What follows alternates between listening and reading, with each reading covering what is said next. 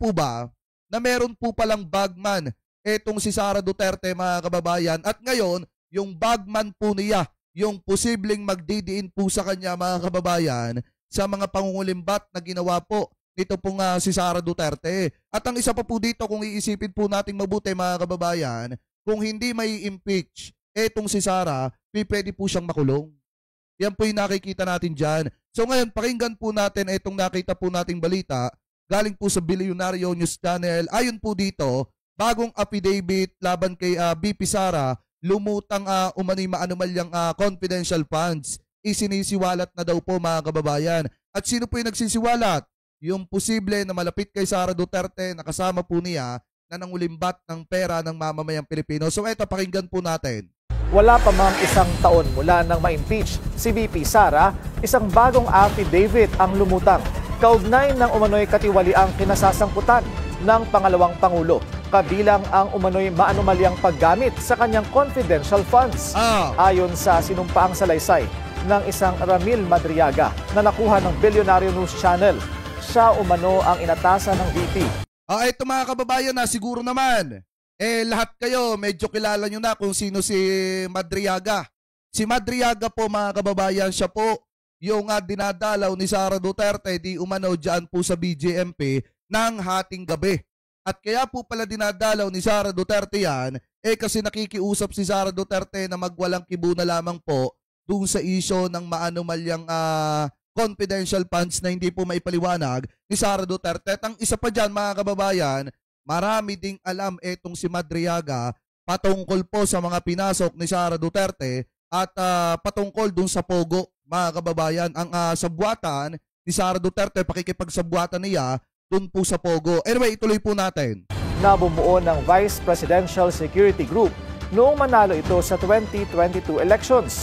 Ayon kay Madriaga, December 2022, nang personal siyang abutan umano ng ilang duffel bags ni Colonel Raymond Lachica, ang miyembro ng VPSG, na una nang nadawit sa investigasyon ng korupsyon sa OVP at DepEd. Ang mga duffel bag na ito naglalaman daw ng 33 to 35 million pesos each. Grabe, no? Isa raw ang dineliver sa isang mayor sa Laguna. Isa rin ang dinala sa isang comedy bar sa Quezon City na pagmamay-ari umano ng isang San Sebastian College of Law alumnus. Dito niya raw nakita si VP spokesperson Reynold Munsayak na inutusan daw siyang iwan ang pera sa opisina ng naturang comedy bar. Isang duffel bag din daw ang idineliver sa parking lot ng Office of the Ombudsman. Sa isang pagkakataon... Ay, grabe yan, mga kababayan. O, biruin nyo ha. Yun palang confidential funds ni Sara Duterte hinati-hati. Yung isa sa mayor ng Laguna, yung isa sa isang comedy bar, mga kababayan, at siguro ito'y pantapal doon sa ibang mga abogado. Ngayon naman, mga kababayan, yung isa, kay Martires pala. Dahil sa ombudsman po, mga kababayan, parking lot ng ombudsman dinala. Kumbaga, hinati-hati yung confidential funds, mga kababayan, at nakinabang din dito, di umano. Ayon po dito sa nakita nating balita kasi sinabi sa parking lot ng ombudsman. So, posible, mga kababayan, na yan po ay napapunta kay Martires. Tayo nagtatanong lang naman, di umano gaano po kaya katotoo ito na may inalapag po pala na pera na nakalagay sa duffel bag dyan po sa parking lot ng ombudsman. At alam naman po natin noong mga panahon na yan, ang nakaupo na ombudsman ay walang iba kung hindi si Martires. Anyway, tuloy pa natin, mga kababayan. Din daw, inutusan siyang mag-deliver ng sasakyang naglalaman ng 80 million pesos sa parking lot ng isang mall.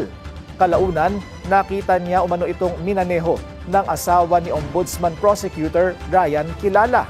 Sinisingkap pa ng Bilyonaryo News Channel na kunin ang panig ng mga personalidad na nabanggit sa affidavit ni Madriaga. Kaya pala, mga kababayan, diba? Biruin nyo, mga kababayan, na ito yung pinakamalupit dito. Wait lang, may nag-comment. Sabi ni Convaliente, nako, lahat na lang sinisisi na sa pagboto dahil sa pinaggagawa ng Marcos na ito. Puro kapalpakan na lang. Alam mo, hindi naman paninisi ito eh. Alam nyo, mga kababayan, na ito, pasintabi doon sa mga didisit na nandito ha. Hindi naman po paninisi ito. Ito po ay sinabi mismo ng isang taong malapit kay Sara Duterte kung paano siya inutusan na mag-deliver ng pera. Diba kung paano siya inutusan na mag-deliver ng pera ng taong malapit nitong sila Chika, mga kababayan. At alam naman natin yung galaw nila Chika, may basbas ni Sara Duterte yan. At ang inutusan mag-deliver ng pera ay ito pong si Madriaga. Kaya nga dinadalaw ni Sara Duterte ng hating gabi sa BJMP, mga kababayan. Kasi nga nakikiusap, nagmamakaawa si Sara Duterte na magsawalang kibo na lamang po sa issue ito pong si Madriaga, lalo na po sa issue ng Pogo. Kaya pala ganun, mga kababayan. Ibig sabihin yung palang isiniwala talaga ni Pebbles, kunanan, mga kababayan, talagang legit. Bakit natin nasabi? Kasi kung titingnan po ninyong mabuti, eto pa yan. Diba, pinapalabas ng mga vlogger ni Digonggong. Ano ba sinasabi ng mga vlogger ni Digonggong? Magkaiba daw po ang mukha nito at mukha ni Madriaga, yung nakakulong sa BJMP. At hindi naman daw po talaga totally magkamuka. Pero kung titingnan po natin, kung pagbabasihan po natin, mga kababayan, ito po si Madriaga, malapit na malapit po yan kay Sara Duterte dahil yan po ay kuya-kuyahan ni Sara Duterte. So ngayon, bago tayo bumalik dito, mga kababayan, ituloy muna natin itong ating talakayan dito po sa post ni Ramon Tulfo. Sabi dito, ang Facebook page na ito, Facebook page po niya, ang nagbunyag ng pagdalaw ng ilang beses sa 10 oras ng gabi ni BP Sara kay detainee Ramil Madriaga sa BJMP Jail sa Camp Bagong Diwa, Bikutan. Si Madriaga ay nakakulong habang di pa natatapos ang kasong kidnapping na isinampa sa kanya. Ngayong alam na natin ang dahilan ng pagdalaw sa kanya sa 10 oras ng gabi, nakikiusap si BP Sara na huwag nang kumibo si Madriaga tungkol sa pakikipagsabwatan ng mga Duterte sa drug lords at Pogo. Pero paano yon? Dahil kay Harry Roque, spokesman ni Pangulong Digong noon, ay nakasuhan si Madriaga ng kidnapping. Sabi ng aking Tweety Bird, tinutulungan ni Roque ang mga big time Pogo operators na magsampa ng kasong kidnapping kay Madriaga. Inukupahan ng Pogo ang Pogo operators ang isang malawakan na lupain sa Bataan upang gawing Pogo City. Umalma ang mga farmers na nagmamay-ari ng malawakan na lupain sa tulong ni Madriaga. Binalikan ng mga Pogo operators si Madriaga at ayon sa aking Tweety Bird at sinampahan siya ng kasong kidnapping sa tulong ni Harry Roque na nagsilbing abogado ng mga Pogo. Masama ang loob ni Madriaga at ayon, nagsalita na. Kung sana pinagsabihan ni Digong ang bakla niyang tagapagsalita na huwag nang makialam, di sana mabubunyag ang baho ng pamilyang Duterte. Kaya pala sobrang yaman nyo. Diba? Kaya pala sobrang yaman itong mga Duterte at ganoon na lamang po, mga kababayan, mamakyaw ng mga branches ng 7-Eleven. Ito pong si Omar, kahit nasa murang edad pa lamang, dahil nga sa Pogo pa lang talagang paldo na. Diba? Sa Pogo pa lang, paldo na. Yun pang pera na galing po sa OBP. Yung mga confidential funds na pinaghati-hati, mga kababayan, doon po sa parking lot ng ombudsman, parking lot ng isang mall, at doon sa isang comedy bar at sa isang mayor, talagang matindi ang ginagawa ng mga ito na pagnanakaw sa pera ng mamamayang Pilipino. Alam niyo, mga kababayan, ito kung tutusin, wala naman po talaga silang dapat sisihin. Hindi na pwedeng sisihin dito ang administrasyon ni PBBM. Bakit po natin nasabi? Kasi unang-una, wala naman pong kinalaman dyan ang presidente kung bakit nasiwalat yan. Ang may kinalaman dyan si Harry Roque. Kasi sa kagustuhan ni Harry Roque palubuhin, payamanin, at palakihin yung kanyang asset, yung mga lupain dun sa Bataan, mga kababayan, na pinagamit niya dito po sa mga Pogo operators, kahit may nasasagasaan ng mga maliliit na mga kababayang Pilipino po natin, basta magkapera lang si Roque, talagang dinedire-diretso po niya. Ang problema, yung mga kababayang Pilipino po natin, nagreklamo at tinulungan ni Madriaga yon para ireklamo yung pangangamkam ng lupa nito pong si Harry Roque para ipaubaya dun sa mga Pogo operators. Alam nyo, kung tutuusin ang may kasalanan talaga dito kung bakit nagkakabunyagan ito, yung mga kaalyado din ni Digonggong. Katulad ni Harry Roque. Dahil kung hindi naman na tinulungan ni Harry Roque, yung mga pogo operators mga kababayan na magsampa ng kasong kidnapping, dito po kay Madriaga, hindi naman po ito makukulong.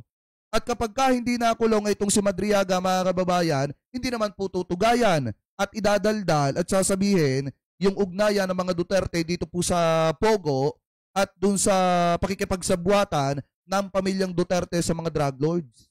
O biruin nyo, baka sabihin na naman ng mga didisit dyan, malinis. Ang mga Duterte, baka sabihin na naman ng mga didisit dyan, hindi malapit kay Sara Duterte, itong si Madriaga. Uunahan ko na kayo. Kasi kung titingnan nyo mga kababayan, ito, nung panahon po ng 2022, actually 2021 pa nga may mga Zoom meeting sina Sara Duterte. Siyempre, pinagpaplanuhan nila yung pagtakbo ni Sara Duterte sa pagka-vice-presidente. At ngayon, aksidente sa isang Zoom meeting na nakapublic, nakita po mga kababayan ang mukha ni Madriaga nakausap ni Sara Duterte sa kanyang team. Ito, kung titingnan po natin mga kababayan, ayan ito po si Ramil Madriaga. Ayan nakapangalan pa nga. ISIP, Pilipinas, Ramil Madriaga. Tapos mga kababayan, ito si Sara Duterte. Ayan ayan si Sara Duterte. Tapos ito si Ramil Madriaga. Ayan kung makikita ninyo. Tapos papalabasin ng mga didisit na na hindi daw si Ramil Madriaga yung nakakulong at kamukha lamang daw po nung nasa picture na kasama ni Sara. Ayun nga nakalagay dito ISIP or Easy Pilipinas. Ramil Madriaga mga kababayan. Tapos ayan ang mukha ni Ramil Madriaga di ba? Ayan pa mga kababayan Zoom meeting nila. Na naka-public. Parang press briefing to na naka-public mga kababayan. Na Zoom ang ginamit. Kaya kung makikita ninyo, nandito ang mukha ni Ramil Madriaga. Ayan baka palabasin pa ng mga didisit na hindi si Sara Duterte yung kausap dito. At baka palabasin nila na AI po ito. Kasi mga kababayan, alam nyo ba kung ano yung mga ginawang kapamamaraanan ni Sara Duterte para wag lang magsalita? Etong si Ramil Madriaga. Kung pagbabasihan po natin yung video na inilabas ni Pebbles Talaquera, pumunta daw ng hating gabi, 10 oras ng gabi si Sara Duterte sa BJMP. Diyan daw po sa may Bikutan, mga kababayan, Camp Bagong Diwa. Ngayon, ang nangyari daw po, kinausap niya yung warden, di umano.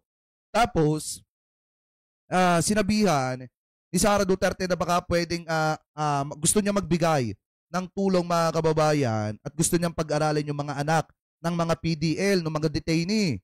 Ngayon, nakala siguro ni Sara Duterte, kapag ginawa niya yung ganong klase ng bagay, mabubola-bola niya itong si Ramil Madriaga at makukuha niya yung pangalan ng mga anak, yung lokasyon, at kung taga saan yung pamilya nitong si Ramil Madriaga para gamitin ni Sara Duterte na pang-collateral.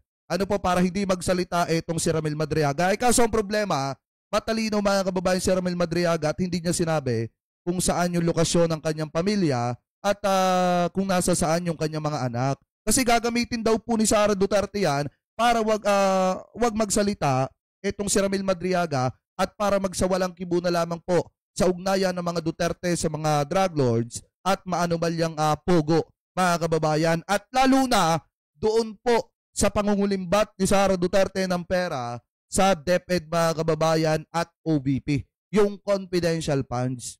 Hinati. Diba hinati sa 4 ata yun. Sa mayor ng Bulacan. Parking lot ng mall. Ng isang mall, comedy bar, at dito sa parking lot ng ombudsman, na nung mga panahon na yun, ang nakaupong ombudsman, ay ito pong si Samuel Martires.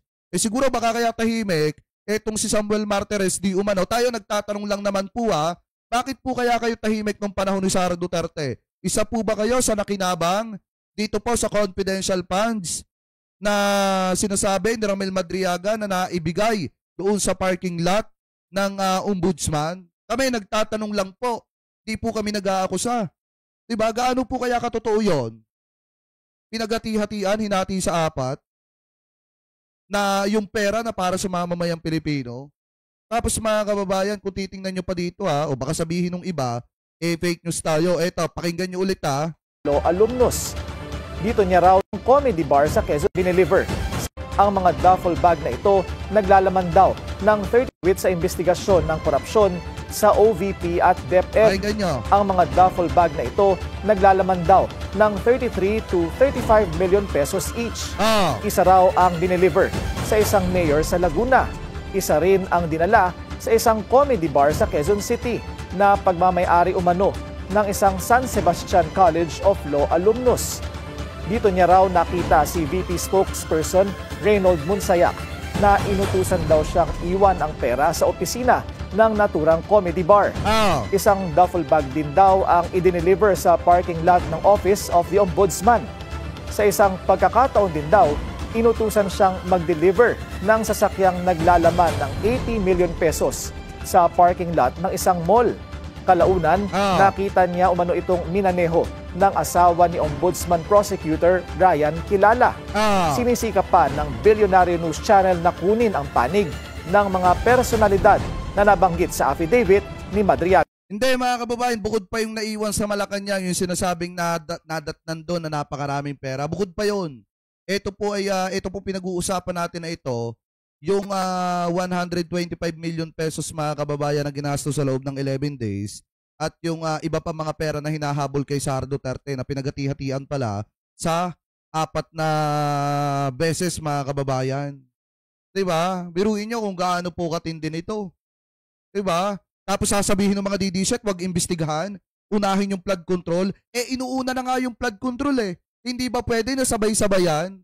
Akala siguro nung iba mga kababayan, ganito lang naman kasi yan Akala siguro nung iba, porket busy ang ating gobyerno sa pagpapaimbestiga dun sa maanumalyang flood control, akala siguro nila kakalimutan itong pananagutan ni Sara Duterte. Akala siguro nila kakalimutan yung issue ng missing sa Bungero. Hindi nila alam mga kababayan na kahit nakafocus tayo ngayon sa maanumalyang flood control, diba? Hindi nila alam mga kababayan na kahit nakapokus po tayo ngayon sa maanumalyang flood control, dire-diretso pa rin po ang pag-iimbestiga sa mga yan. Diba? Hindi pwedeng makaligtas yung mga yan. Kung si Sara Duterte hindi po mai-impeach, possible mga kababayan na baka makulong po yan sa kasong plunder. Kasi yung ginawa po nilang ito sa pera ninyo, hindi po ito mga kababayan na tawag dito, katanggap-tanggap. Diba? So kung titingnan nyo, ito po yan. Yung pinupuntahan niya ng hating gabi, dyan sa BJMP, Bikutan, Camp Bagong Diwa, ito yan. Kasi nagmamakaawa daw. Nakikiusap daw si Sara Duterte na na ito daw pong si Madriaga, si Ramil Madriaga, magsawalang kibo na lamang mga kababayan. Doon daw po sa sa issue ng mga Duterte o pakikipagsabuatan ng mga Duterte dito daw po sa mga drug lord at mga pogo mga kababayan. Diba? Siguro pinag-uusapan din si Madriaga na magsawalang kibuka na lang. Diyan din sa issue ng pagdi-deliver mo ng pera doon sa mga kaalyado natin. Kaya ganyan siguro mga kababayan, kaimportante si Madriaga kay Sara Duterte na dumating pa sa point na hating gabi ay binibisita niya diyan po sa BJMP. Kasi nga naman mga kababayan, wala Hindi po nila mapapasinungalingan to. Alam niyo po ba, sinubukan depensahan yan ng kampo ni Digunggong. Pinalalabas po nila na ito daw po mga kababayang si Ramil Madriaga, hindi daw po yan yung naandi dito. Nakausap ni Sara Duterte, hindi daw po yan si Ramil Madriaga. Maliwanag nga na nakalagay po dito. Ayan Easy Pilipinas. Yan Ram Madriaga. Diba? Ibig sabihin niyan, Ramil Madriaga yan. Ayan diba kausap ni Sara Duterte noong 2021? Kaya nga mga kababayan, hindi po nila maloloko ang mamamayang Pilipino. Yung isiniwalat ni Pebbles Cunadad na mahihirapan si Sara Duterte ipayari itong si Ramil Madriaga. Totoo po yan. Kasi nga, si Ramil Madriaga yung isa, mga kababayan, sa possible na makakapagdiin kay Sara Duterte dahil alam niya ang baho ni Sara Duterte, yung pakikipagsabuatan ni Sara sa pogo, ng pamilya niya, at yung pakikipagsabuatan po nila sa mga drug lord at yung pamumudbod ni Sara Duterte ng pera doon po sa parking lot ng ombudsman, isang parking lot ng isang mall sa isang comedy bar at sa isang mayor dyan po sa Laguna. Tayo nagtatanong lang naman. Diba? Vice President, hindi ka ba susuko o hindi mo pa ba aaminin sa taong bayan yung mga ginawa mong ito? Kung tutusin, huling-huli na po kayo Diba? So tapos ang gusto pang mangyari mga kababayan ni Robin Padilla, linisin yung pangalan ni Sara Duterte. Dahil kung titingnan ninyo, ayon po dito sa post ni Senator Robin Padilla 24 minutes ago, sabi niya po dito, ito daw. Ayan mawalang galang. Isang tabi ko muna ang mga posisyon sa paglalahad ko na ito. May ilalahad daw. Etong si Robin Padilla, mga kababayan. Sa pagpapakilala ko po kay Inday, o sa pagkakakilala ko po kay Inday Sara, at sa tagal ko bilang personal na kaibigan ni Digong, kahit kailan hindi ko naringgan o naramdaman na may plano si Inday na maging Pangulo. Bobo ka pala Diba? Senator Robin, hindi nyo po ba naririnig yung pagdideclare ni Sara Duterte na gusto niyang tumakbo sa pagka-presidente sa darating na 2028? Bakit niya gustong tumakbo kung ayaw pala niya maging Pangulo? Ibig sabihin, kaya siya nag-declare na gusto niyang tumakbo dahil nga gusto niyang maging Pangulo. O sabi pa dito mga kababayan, basahin pa natin. Napaka-imposible na hindi ko malaman dahil campaign endorser ako ng mga Duterte. Kung totoong merong plano si Inday na magpangulo, hindi sana kami nagkagulo-gulo noong 2022. Nagkasakit nga kaming lahat ng tumanggi. Nang tumanggi si Inday Sara sa aming mga Muslim na tumakbo siya sa pagkapangulo, dahilan kaya pati ako ay napatakbo. Kaya kaming lahat nabigla nang tumakbo si Inday sa national dahil wala talaga siyang plano kundi lokal ang pagtakbo niya. Sabi ni Robin dito, sa national, sa aking kaalaman ay dahil sa pagkakaibigan nila ni Amy Marcos kaya daw po tumakbo etong si Sara Duterte. Pero maliwanag naman. Diba ha? Maliwanag naman mga kababayan na si Sara Duterte gusto niya talaga magpresidente kasi siya yung pinakauna nag-declare na tatakbo sa 2028. Diba? Pubo na lang yung maniniwalang ayaw ni Sara yung posisyon ng presidente. Kaya nga, ito na lang mga kababayan ito na lang yung isipin nyo. Masasabi nyo sa sarili nyong sinungaling etong si Robin Padilla. Kung babalikan po natin yung nag-viral na balita, nito lang, nung nagkaroon ng rally, yung mga kapatid po natin sa Iglesia ni Cristo, di ba nung second day, nung nagsiwalat si Senator Amy Marcos na kung ano-ano mga blabla na paninira kay PBBM, di ba nakabarong na si Sara noon?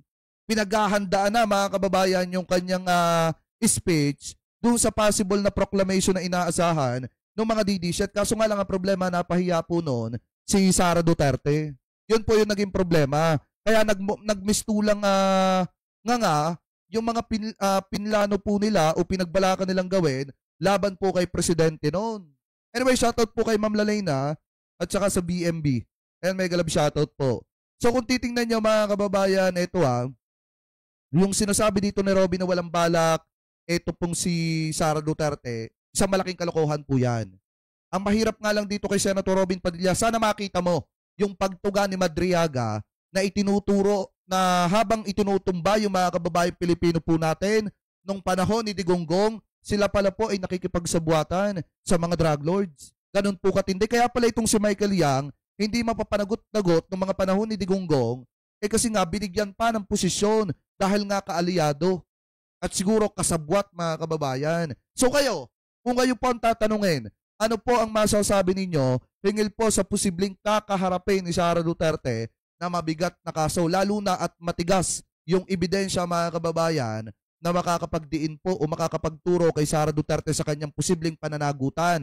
Dahil nga, meron ding mga buhay na handang tumistigo, lalo na't ito'y malapit na malapit kay Sara Duterte, handa pong tumistigo laban po kay Sara at handang isiwalat ang ugnayan ng pamilyang Duterte at pakikipagsabuatan po nila sa mga drug lord mga kababayan at mga malalaking pogo operator.